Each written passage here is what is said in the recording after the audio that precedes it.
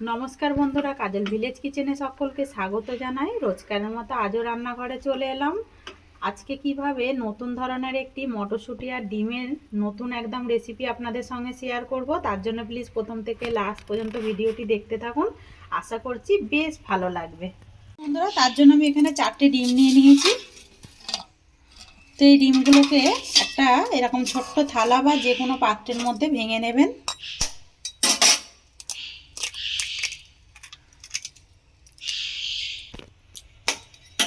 তো এতটাই খেতে মটরশুঁটি দিয়ে টেস্ট হয় যে না করলে কিন্তু অবাক হয়ে যাবেন। তো একবার হলো এইভাবে বাড়িতে কিন্তু ট্রাই করবেন, একদম নতুন ধরনের একটি খাবার। দেখুন, তো 4টে ডিমই আমি ভেঙে নেব।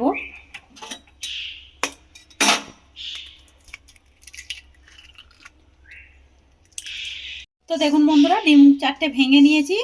আর এখানে যেটা নিয়ে নিয়েছি মটরশুঁটি নিয়ে নিয়েছি। দেখুন, এখন বাজারে প্রচুর মটরশুঁটি বিক্রি হয়। তো একটা মিক্সিং জার নিয়ে নিয়েছি। এবার এই মিক্সিং জারের মধ্যে দিয়ে দেব 2 চামচ আমি এই সবুজ মটরশুঁটি। তো বন্ধুরা, এটা 50 গ্রামের মতো হবে। আর এর মধ্যে দিয়ে দেব আমি, দেখুন এখানে রসুন নিয়েছি, এখানে একটা কাঁচা লঙ্কা নিয়েছি, আর এখানে আদা নিয়েছি, আর অল্প একটু দিয়ে দেব আমি এর মধ্যে পেঁয়াজ। তো দিয়ে এইটার মধ্যে অল্প করে একটু জল দেব, ওই চামচের 4 চামচের মতোই জল দেব।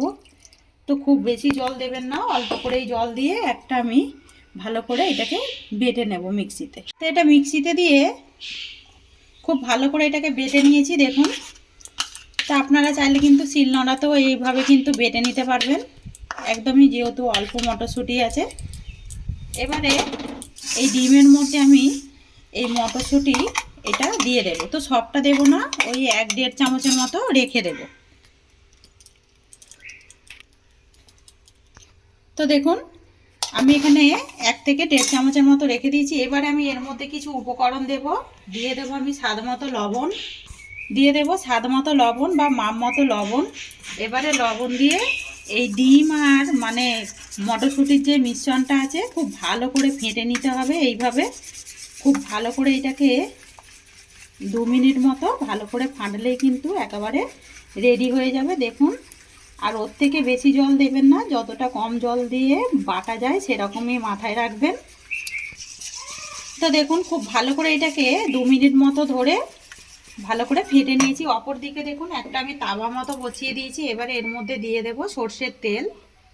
তো সর্ষের তেলটা দিয়ে দিলাম, ওই 1.5 চামচের মতোই সর্ষের তেলটা হবে। দিয়ে একটু চারিদিকে এইভাবে একটু ছিটিয়ে দেব। তো তেলটা দেখুন বেশ গরম হয়ে গেছে। এবার তেলের মধ্যে আমি এই ডিমের মিশ্রণ আর মটরশুঁটির মিশ্রণটা অর্ধেকটা দিয়ে দেব। তো দেখুন, অর্ধেক আমি মিশ্রণটা দিয়ে দিলাম। দিয়ে এবার এইটাকে খুব ভালো করে ডিমের অমলেটের মতো করে ভেজে নেব। দেখুন কিভাবে করছি অমলেটটা। তো দেখুন, যখন অমলেটে সাইডগুলো এইভাবে একটু শুকিয়ে আসবে দেখবেন, তখনই বুঝতে পারবেন যে অমলেটটা কিন্তু অনেকটাই হয়ে গেছে। এবার আমি এরকম খুন্তি আর একটা চামচ নিয়ে নিয়েছি, নিয়ে এইভাবে টেনে টেনে আমি এটাকে সুন্দর করে ফোল্ড করে দেব। আর এই কাঁচা অংশটা আছে না, এটা কিন্তু আপনি আর দেখুন এর মধ্যেই কিন্তু সুন্দরভাবে দেখুন হয়ে যাবে। এই দেখুন, তো এইটাকে আমি এরকম করে সেট করে দেব। দিয়ে একদম এই সময় মাথায় রাখবেন, গ্যাসের ফ্লেমটা একদম লো টু মিডিয়ামে রাখবেন, না হলে কিন্তু ডিমের অমলেটটা কিন্তু পুড়ে যাবে। তো দেখুন বেশ সুন্দরভাবে এই দিকটা হয়ে গেছে। এবারে অপর পিঠটা উল্টে দেব। দেখুন কত সুন্দর অমলেটটা হয়েছে, দেখেই মনে হচ্ছে না খেতে ইচ্ছা করবে। দেখুন, এর মধ্যে মটরশুঁটিও দিয়েছি যেহেতু ফ্রেশ। এইভাবে আমি উল্টে পাল্টে এই অমলেটটাকে সুন্দর করে ভেজে নিতে হবে। দেখুন কত সুন্দরভাবে ভেজে নিচ্ছি। একেবারে এমনভাবেই ভাজতে হবে ভেতরটা পর্যন্ত যেন না কাঁচা থাকে। তো দেখুন বন্ধুরা, ডিমের অমলেটটা একেবারে কিন্তু সুন্দরভাবে ভেজে নিয়েছি। ভাজাটা দেখুন এরকমই হবে। এবারে আমি এটাকে পিস পিস করে কেটে নেব। এইভাবে কেটে নিতে হবে। দেখুন,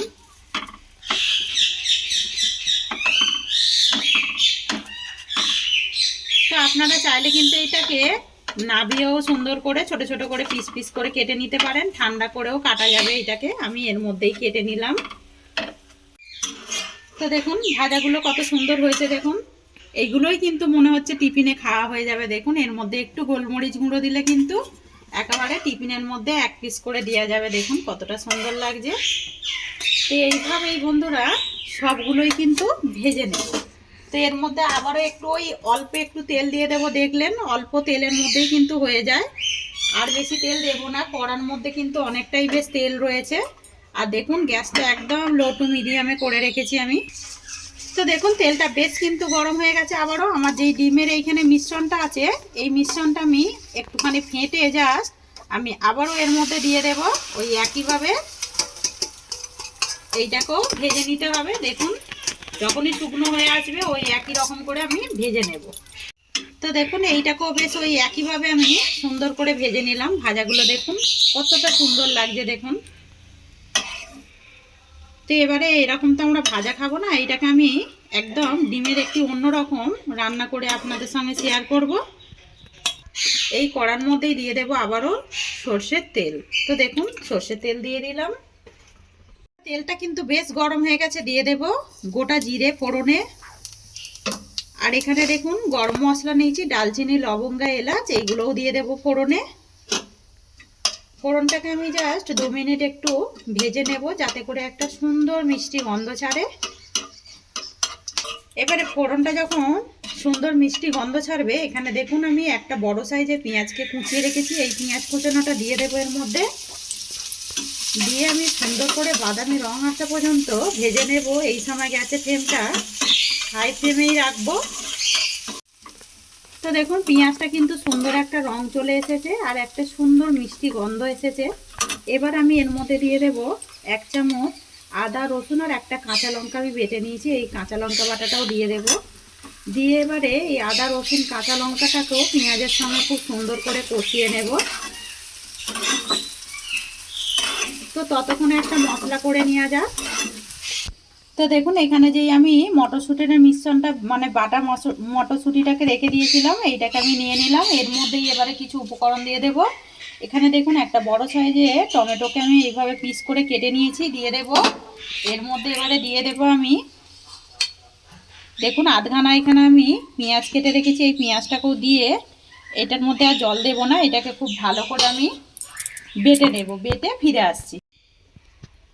তো দেখুন এটাকেও আমি বেশ টমেটোকেও ভালো করে বেটে নিলাম। অপর দিকে দেখুন বেশ মশলাটাকে আমি ঢাকা দিয়ে রেখেছিলাম, কতটা সুন্দরভাবে তেল ছেড়ে গেছে। এবারে এই বেটে রাখা টমেটো দিয়ে দেব। টমেটো আর পেঁয়াজের যেই বাটাটা দিয়ে দেব।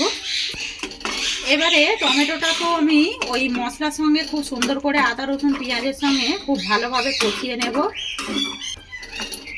আমি এটাকে ঢাকা দিয়ে দেব। খুব ভালো করে মিশিয়ে দিলাম। টমেটো কাঁচা গন্ধটা যাওয়া পর্যন্ত এইভাবে আমি কষাতে থাকবো। তো দেখুন মশলা থেকে একদম তেল ছাড়তে শুরু করেছে। টমেটো আদা রসুন আর কাঁচা লঙ্কা বাটা থেকেই তেল ছাড়তে শুরু করেছে। আমি কিন্তু এখন এর মধ্যে লবণ ব্যবহার করিনি। তো এবার আমি এর মধ্যে কিছু উপকরণ দিয়ে দেব, শুকনো উপকরণ দেব। দিয়ে দেব স্বাদ মতো লবণ বা মাপ মতো লবণ। লবণটা আপনারা আপনাদের স্বাদ মতোই ব্যবহার করবেন। আর যেহেতু ডিমের অমলেটের মধ্যে লবণ দিয়েছি, একটু বুঝে সুঝেই দেবেন। এবারে আমি এর মধ্যে দিয়ে দেব হলুদের গুঁড়ো। 1/2 চামচ দিয়ে দিলাম হলুদের গুঁড়ো। দিয়ে দেব 1/2 চামচ জিরে গুঁড়ো। দিয়ে দেব 1/2 চামচ ধনে গুঁড়ো।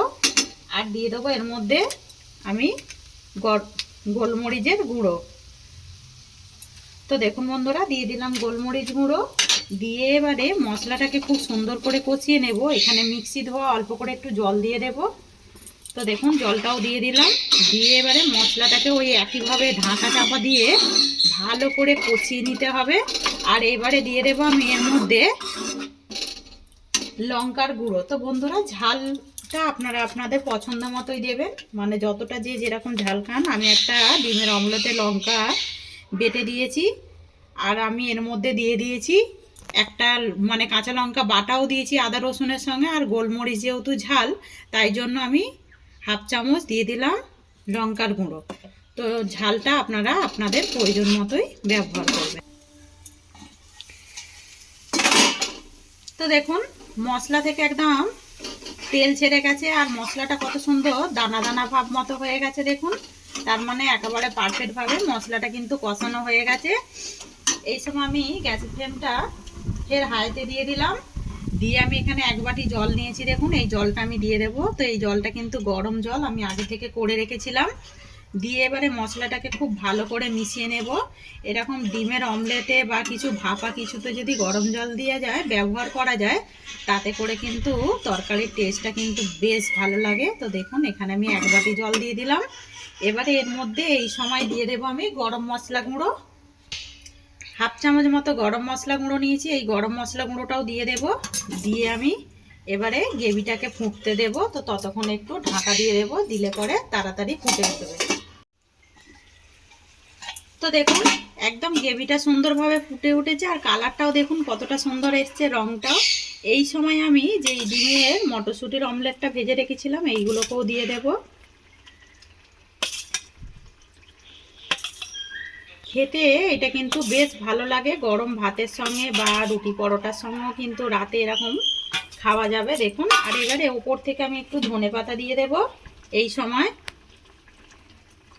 আর এর মধ্যে দিয়ে দেব আমি, দেখুন এখানে একটা কাঁচা লঙ্কা, কাঁচা পাকা লঙ্কা নিয়েছি, এই লঙ্কাটা উপর থেকে দিয়ে দেবো। এটা একটা সুন্দর গন্ধের জন্য। তো এই সময় আমি ঢাকা দিয়ে দেবো, আবারও লো টু মিডিয়ামে একটু ফুটতে দেব। তো দেখুন একেবারে মটর এগ কারি রেডি হয়ে গেছে। তো আপনাদের কাছে কি নাম দিতে চাও, এটার নাম দিতে পারো। যদি রেসিপিটি ভালো লেগে থাকে, লাইক শেয়ার কমেন্ট করবেন, বন্ধুদের মাঝে শেয়ার করবেন, আর এই ছোট্ট চ্যানেলটিকে সাবস্ক্রাইব করে নেবেন। আমার এরকম নিত্য নতুন রান্নার জন্য পাশে থাকা বেল আইকনটি প্রেস করবেন। ভালো থাকবেন, সুস্থ থাকবেন, ধন্যবাদ। আবারও কোনো নতুন রেসিপি নিয়ে ফিরে আসবো।